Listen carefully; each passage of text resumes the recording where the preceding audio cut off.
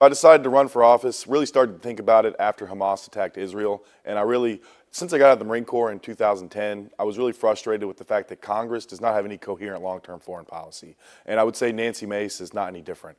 And so I'm really tired of no coherent long-term foreign policy, tired of the pandering that our Congress does for our veterans, and really decided I wanted to get into Washington and make a change. Born and raised here in South Carolina around Lake Murray. After I graduated Chapin High School, went to Parris Island, graduated Marine Corps boot camp, and went to Operation Iraqi Freedom. And after that, went to NC State, got my degree in economics. And that really allows me to find comprehensive solutions to all the issues here in our country. And when I got out of the Marine Corps, I never stopped serving our veteran community. When I was in college, I helped a gentleman, John Turner, where we were creating a Veteran Life Center. It's a 115-bed facility, and we were helping veterans reintegrate back into civilian life with behavioral health skills and job certifications so they can be self-reliant individuals. The border is very important. It's not only a issue in Texas, but it's hit all of our states. Nancy Mace, she's doing the bare minimum. We got to reinstate Remain in Mexico, finish the wall, and end catch and release. And right now she wants to hold foreign aid over the head of Central American countries. But what we really need to do is we need to look at the Colombia-Panama border, there where South and Central America meet. Because when we hold foreign aid over these countries, that once they start doing more asylum, they're just going to ask for more foreign aid. And a lot of individuals, military-aged males from China, Georgia, Afghanistan, are coming to South America and then making their way to the United States. So we got to work with the Panama president to shut that border down. And if Colombia doesn't want to do it, we need to tariff them. On top of that, we also need to work with our immigration judges, empower them so that we can work through the over 8 million individuals who are here illegally. And right now it takes 5 years for an individual to be seen, at least in the immigration court system. And so we got to work with giving them a team so that they can work through that backlog. Also, we really want to work on VA reform. 80% of our facilities nationally are understaffed when it comes to mental health and nursing, and there's a lot of hiring practices that I can point to that really encourage that. Also want to expand VA choice. And then our shrimping industry. I'm really advocating for our shrimping industry, and Nancy Mace didn't get behind our shrimping industry until she heard about my town hall on April 10th. And again, she's doing the bare minimum. She's focusing on the Save Our Shrimpers Act, whereas I'm looking at the LESS Act and the Fishing Industry Credit Enhancement Act, which are bills in Congress right now that she's not behind. And that really addresses the large amount of imported shrimp coming from Vietnam, India, and China, which are forced slave labor, pumped full of chemicals, and deemed illegal. And then the Fishing Industry Credit Enhancement Act would address the domestic shrimping industry and allow the industry to grow. And so that's what I'm looking for. It's a multifaceted approach. And again, just want to focus on the fact that Nancy Mace does the bare minimum when it comes to this. I'm the only individual who's actually served in the military in the Republican primary. We've got 5 military installations here in the district: Marine Corps Air Station Beaufort, Parris Island. We've also got Joint Naval Weapons Station, Charleston Air Force Base, and the Coast Guard. And so I think it's really important that we have someone who's served so that they understand, one, the needs of the bases and the needs for foreign policy and our veteran population. And then also with an economics degree, I understand our business, our economy, and I also can find comprehensive solutions instead of just taking a master's in mass communication and communicating the bare minimum at a grand accomplishment.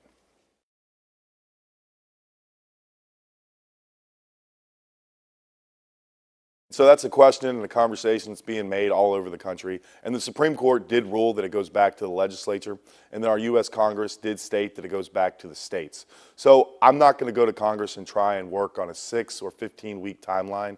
But when I talk with our constituents, what I will look at and consider is looking at exceptions. That's what we do need to potentially look at, and I will consider that. The states can look at what they want to do. When we look at the Declaration of Independence, I talk with conservatives, I talk with Democrats and everyone, and they say, life, liberty, and the pursuit of happiness. And so it's where do we define life, right? So the states can define that, but it's also the mother's life that's important as well. So we have to look at and see, all right, what can we do at the federal government to protect the mother's life as well? And so that's something that I would be willing to consider once we get to Washington.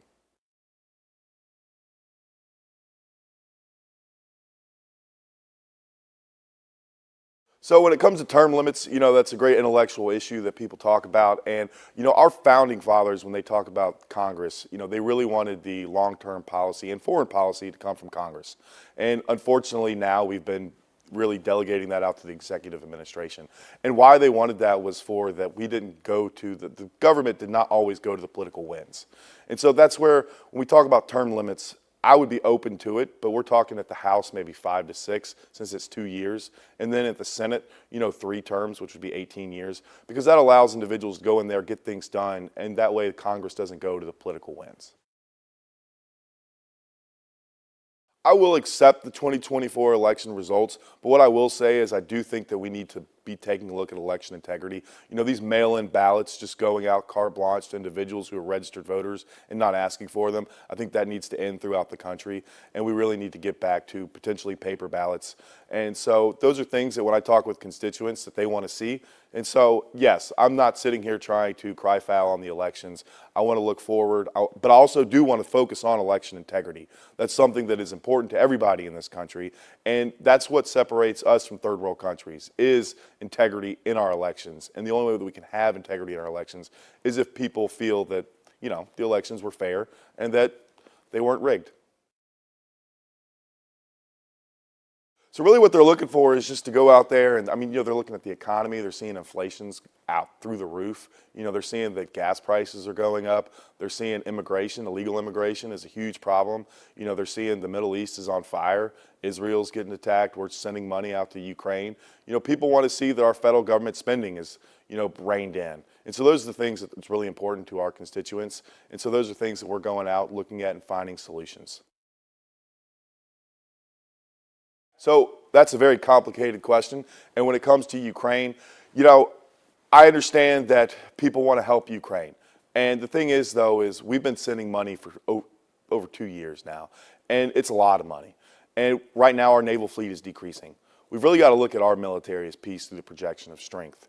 And when it comes to Ukraine, a lot of other countries are trying to push us and make us send more money immediately.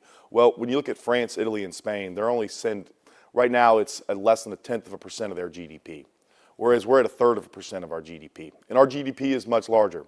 We're doing it in the forms of grants and equipment, whereas they're doing it more in the form of loans.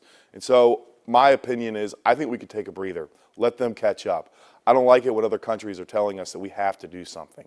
Let them catch up. And then when it comes to Israel, I do support Israel. Because the thing is, too, is the founding fathers, they didn't want to look at, spreading democracy. It was protecting our republic and our democracy. And so when it comes to Israel, that's our interest as well, because Iran wants death to Israel and death to America. And so in order to help them, that is defending against Iran, because Hamas and Hezbollah is an extension of Iran. And I do believe that it's important to protect Israel and help them.